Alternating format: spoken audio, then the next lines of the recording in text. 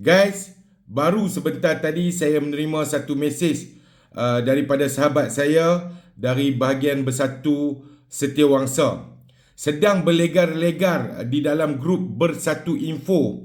Grup yang dikawal oleh admin-adminnya daripada geng seluar dalam. Mesej yang berlegar ialah satu screenshot.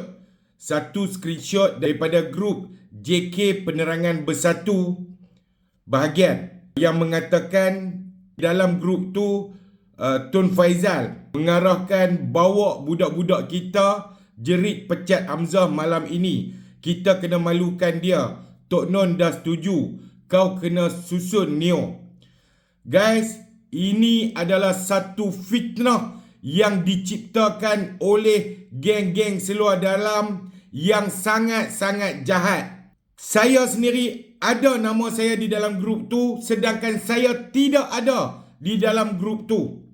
Saya tidak ada di dalam grup tu. Mereka create grup tu, mereka save nama-nama yang kononnya di atas nama saya, di atas nama Tun Faizal, tetapi mereka berbohong dan fitnah. Saya percaya apa yang mereka buat ni, berikutan malam ni akan ada mesyuarat MPT Bersatu. Mereka hendak membuat huru-hara. Geng-geng seluar dalam ni, mereka satu fitnah yang cukup besar memburukkan Tun Faizal.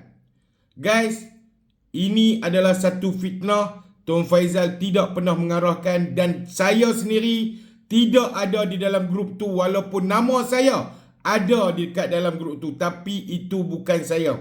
Saya percaya geng-geng seluar dalam, geng-geng kaki fitnah ni create sendiri grup tu dan membuat fitnah kat dalam tu.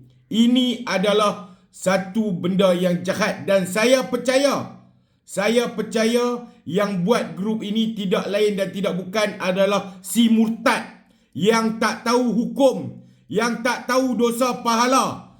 Si murtad ni cukup jahat. Kita mesti tentang habis-habisan geng-geng seluar dalam ni, tuan-tuan. Assalamualaikum.